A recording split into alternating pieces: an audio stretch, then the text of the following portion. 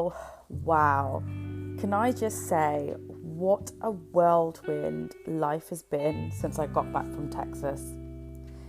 I was at the Highest Self weekend with Sahara Rose and Nita Bashan for 3 days, where we completely went so deep into our inner child healing, our teenage angst, and rising up into our highest self.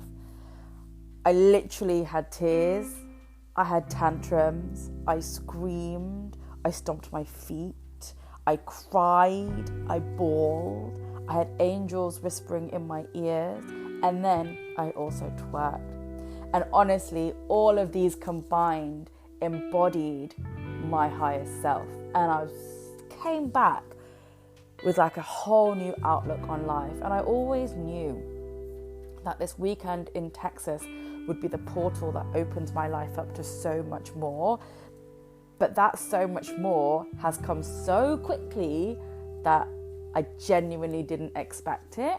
And if I'm completely honest with you, I've had to kind of take a little step back and go, whoa, oh my God, I have fears and I'm overwhelmed. And you know what? It's okay to have fears and overwhelm, because especially when you're stepping into a new truth, a new power, a new life for yourself, of course, there are going to be fears, there are going to be questions, there are going to be tears, and there's going to be overwhelm as to have you done the right thing. But remember, nothing happens on the comfort side, or in the comfort zone is what I should say. Nothing happens in your comfort zone. Nothing incredible happens anyway. Yeah, okay, you might be able to pay your bills and you've got your monthly income and you've got, you know your routine with the gym and with life and with the people around you. But nothing to note will happen in your comfort zone. It is when you step out of this zone and into fear and the unknown that incredible shifts will happen in your life. And if you step out and you say to the universe, catch me, I am here of service, I promise you the universe will provide. It will give you a parachute so that your landing is soft. Although my landing wasn't so soft. My landing's been, is here and really is. Honestly, as I said, since I've come back, I've not stopped. I went into my final 3 weeks of my 9-to-5 job. So yes, I took the leap and I handed in my notice. It was scary because you know what? Getting paid a really good salary each month, plus on top of that commission, is incredible. But it wasn't fulfilling me. So I handed in my notice and I leave this Friday, the 30th of June.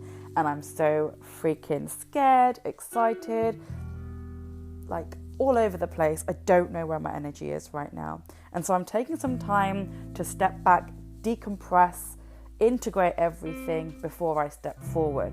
I say that, but I'm a manifesting generator, remember? And I have a 1-3 profile, so I love investigating and then I love teaching. The other thing I did, again yesterday in fact, was I redid my Dharma archetypes. I redid the quiz to find out my Dharma archetypes because I felt a shift in myself. I felt something's changed. And previously I've been a nurturer, a warrior and an entertainer at my top 3. And those I resonated with for a long, long time, and I still resonate with that. I am a nurturer at heart. I am an empathetic soul. But what's come up for me now is visionary, a teacher, and nurturer. So visionary, like I have this vision to help the brown girl rise. I have this vision to bring this collective together and stop us competing with each other, because there's been enough of that. The patriarchy has made it impossible in some cases for us to actually gel. They've pitted girls against each other. She's more pretty than you. She's more clever than you. Oh, she's the better girlfriend. All that kind of stuff. And we've forgotten our roots, our goddess power, our priestess codes, our infinite soul. We've forgotten that. But I want to help that rise from within you and within the collective.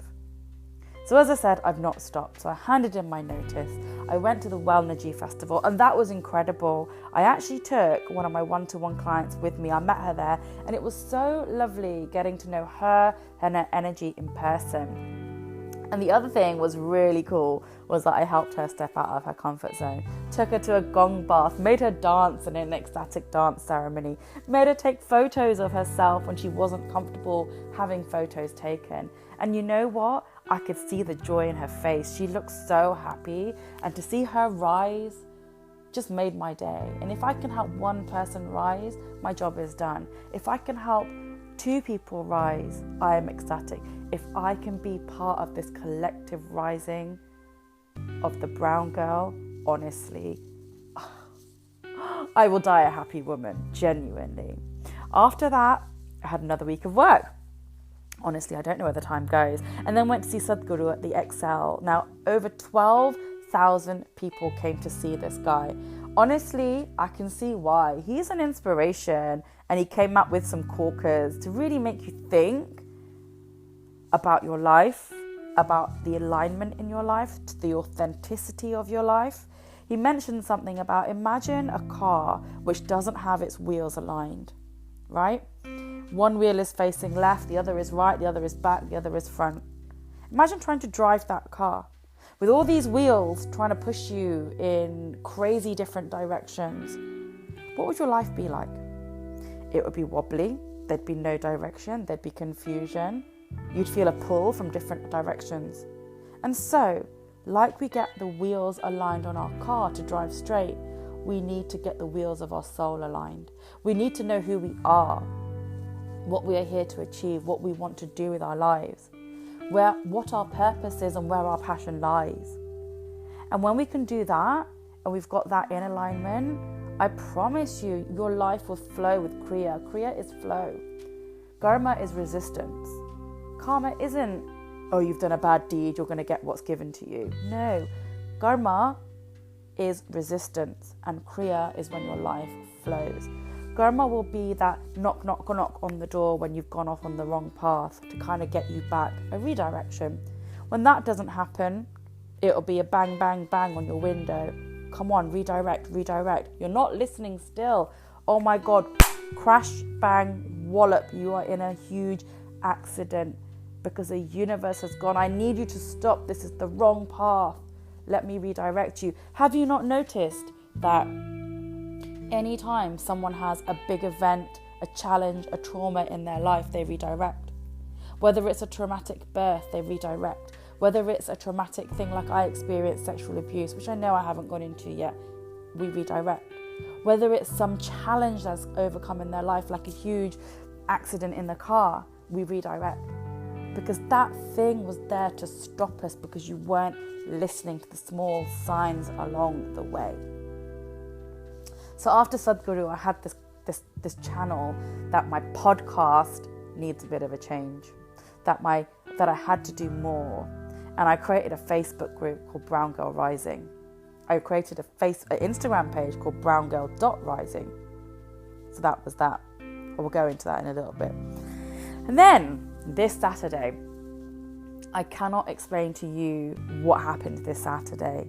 The magnetic marketer, Gajinder Bogle, one of the first people I interviewed on this podcast, held the CEO Day.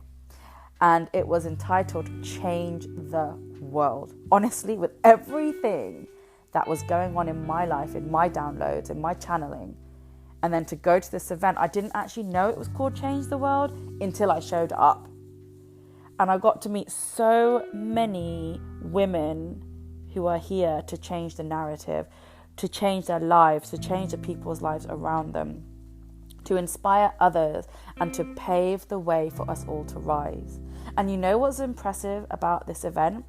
It was all Desi Asian women. It was the brown girl. It was the brown girl ready to live their truth and to help others come into their truth. And that was honestly overwhelming for me, because if you know anything about me, I came from a background that was very white.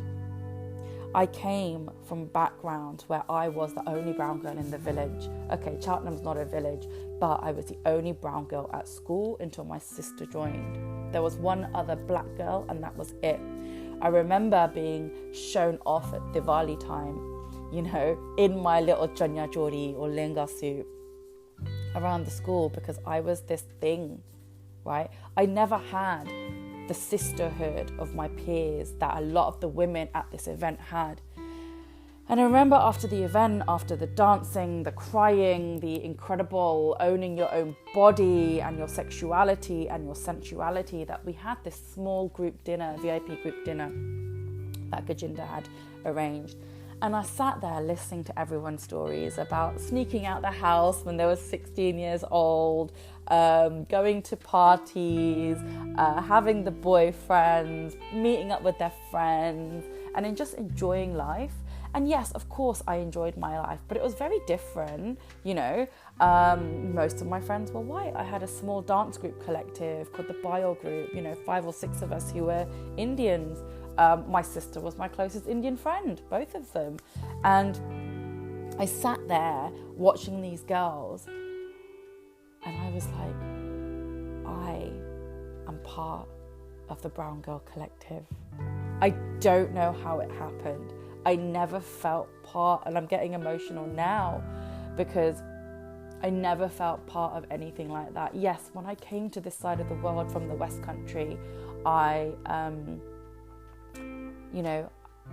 built a business called Chili Tickets, which was Asian ticketing. I was surrounded by brown men, okay? Then I was Asian Date. I was surrounded by brown men as a business, and then I would be out there running speed dating parties and padlock parties, and that's when I would meet the brown girl.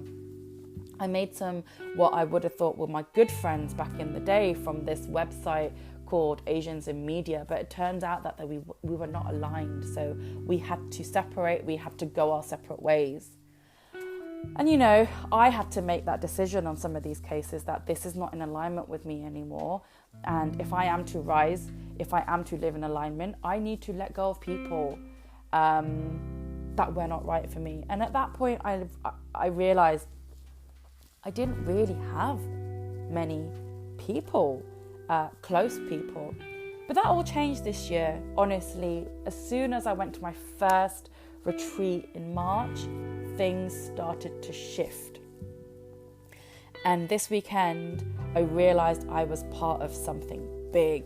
I was part of the rising. I was part of the collective. These women were genuinely opening out their arms to me and letting me in. This girl who never fit in anywhere, was a floater, now fits in, and you don't understand how good it feels.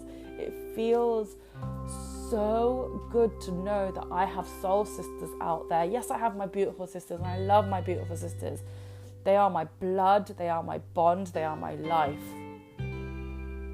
But now I have this new soul sisterhood. Anything that I need spiritually, anything that I need from an embodiment perspective or a rise up perspective or a channeling perspective or a business growth perspective, I have found that. And I really want you guys to find it too. I have found this group of women. These women are going to be in my life forever, and they are part of this Brown Girl Rising Collective. So, on that note, let me introduce you to the new podcast. We are no longer becoming unlimited or solely becoming limited. No, we are Brown Girl Rising. The new podcast is now called Brown Girl Rising, and I'm so excited to bring it to you because we are paving the way for the future. We are rising as a collective. We are collaborating, and we are not competing with each other. We are questioning the patriarchy, questioning the way our cultures and belief systems have been passed down to us, how our power has been passed down, or kind of our power has been disregarded, how we haven't been able to embody our femininity fully, how sensuality has been taken away for us and sex has become this thing that is just done. You know, we as feminine beings are so sensual. It's not just about the sex. It's about being in our bodies. It's about feeling ourselves. It's about just embracing all parts of us. But the patriarchy has led us to believe that actually sex is for reproduction and a little bit of fun. But it's so much more than that. And so, yes, we will be talking about Tantra on this podcast. We will be talking about yoni steaming. We will be introducing you to the new paradigm, because it is about time we all rose up into our goddess energy. We all went into that priestess mode, and we all became the queens that we absolutely knew and know that we are. So I want you to feel into your power. I want you to feel into your truth. And I want you to speak up when somebody says something you don't agree with. I want you to leave relationships which do not align with you. I want you to cut off friendships if they are not right, because I promise you, when you take the leap, like I have done with my friendships, with my jobs, with my newfound collective, the universe will open up what is exactly meant for you, and you will rise. So this is a place that I'm hoping that you will find your truth, you will find belonging, and you will find peace within your soul. And this will help you to become the woman that you were always meant to be. Find your soul purpose and thrive. We are no longer in survival mode. We are in thriving mode. We are healing our traumas. We are facing our fears, and we are rising. This sounds like a crazy revolution, and maybe, just maybe it is, because now I have my army and you are part of my army. So let's do this. Welcome to Brown Girl Rising, your new podcast. Your interviews are going to be amazing. I have some incredible people coming up for you. I have Rima, who is a yogi. I have Dulcie coming up as well, who is this incredible person who is literally one of God's warriors. And I'm so excited to bring her to the podcast. I am so excited to interview the rest of the women. And I am here to talk about whatever you want. So make sure you write a review and let me know what you want. Let me know what you think of this podcast, what you need from this collective, because I will bring that to you. I promise you that much. On that note, darlings, I'm going to love you and leave you. Thank you so much for being part of this new Brown Girl Rising revolution, because your ancestors need it, and your future lineage needs it. The girls in your future need you to rise. They need you to put an end to everything, and they need you because they are being born as super spiritual beings. They know who they are when they join this planet. They know who they are when they land. They have a world to change, and we are building those foundations for them to come in and carry on our work. So have a beautiful day, and I will see you on the podcast. And don't forget to follow me at Unlimited Urvashi on Instagram, and also browngirl.rising on Instagram, and then join the Brown Girl Rising Facebook group. I will put all the links in the podcast show notes, and please do leave a review. I want to get this message out to as many people as possible, and the only way I can do that is with you. So please leave a review. Have a beautiful day, and I will be with you very soon. Welcome to Brown Girl Rising.